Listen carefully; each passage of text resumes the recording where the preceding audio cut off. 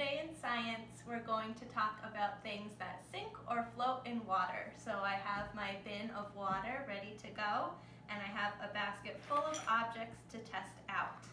We're going to start with this red ball. It is made of foam, it's a little bit squishy, and so before we drop it in the water, I want you to think about if it is going to sink or float. So I'll give you a couple seconds to make a prediction in your brain about if you think this ball will sink or float in water. Okay, now that we've made our predictions, we're going to drop the ball in and see what happens. And it's floating on the top of the water. So I'm going to start a pile over here on the table of the objects that float on top of the water. Okay, next we're going to try out an apple. So if you've ever been bobbing for apples before, you probably have a pretty good prediction in your brain about whether the apple will sink to the bottom or float on top of the water. 1, 2, 3.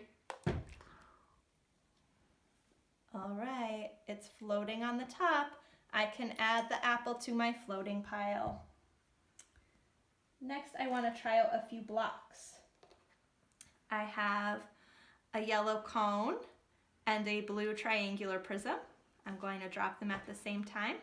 Make your predictions now about whether they're going to sink or float. And both of those blocks are floating in the water. I have a longer and heavier wooden block. I wonder, since this block is much heavier, if it will sink or if it will still float, just like the other two. Make a prediction in your brain. I'll give you a few seconds and we'll drop it in the water. 3, 2, 1. Look, that one's floating too. I wonder if that has something to do with what they're made out of. All 3 of these blocks are made out of wood. I'm going to add them all to the floating pile. Cut. Okay, next we have a rock, so go ahead and make your prediction. Do you think it will sink or float in the water? That rock went straight to the bottom, so that's the first object we can put in the sink pile. Next, I want to try out these little eggs. So they're plastic eggs, and you can break them apart, and on the inside they're hollow, which means they're empty. I'm going to put it back together, drop it in the water, and that one floats really nicely on top. Next, I have a quarter. What do you think this will do? The quarter sinks straight to the bottom.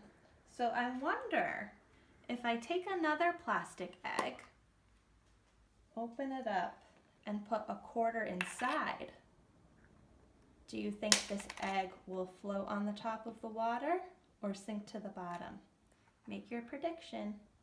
3, 2, 1. It still floats.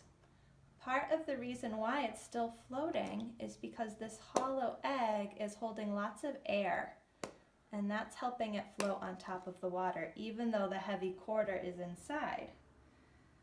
Now I have one more egg, and this time I'm going to try putting 3 quarters inside. Close it up. Do you think this egg will sink or float? It's still floating, even with all those heavy quarters inside. The air at the top inside is keeping it floating on the water. Now I'm going to hold it underwater and fill it up. That water will take all the air out of the egg, and now the egg sinks to the bottom. Our last object to test is this big fluffy cotton ball, so make a prediction. Will it float at the top or sink at the bottom? 3, 2, 1. Very interesting. At first the cotton ball was floating, but when it absorbed more water and got wetter and wetter, it started to sink to the bottom. Very cool. Okay, now we're going to do a little quiz. So we're going to pretend that we're going fishing, and we need to bring some lures to help us catch fish. So I have 2 different lures here. Here's the first one, and here's the second one.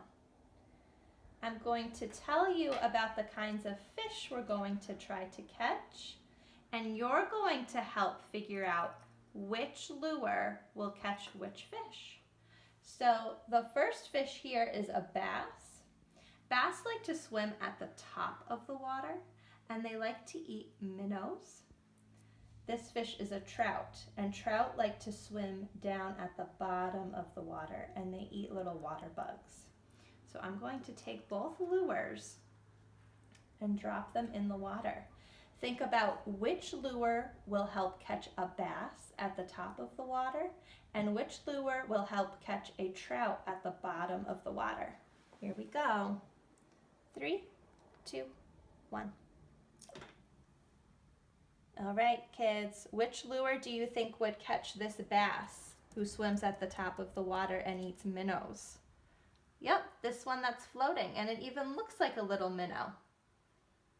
And this other lure that sank to the bottom would help us catch the trout fish that like to be at the bottom of the river. Thank you for making science predictions with me today. If you decide to try this out at home, please send me pictures or videos. I would love to see it. Bye!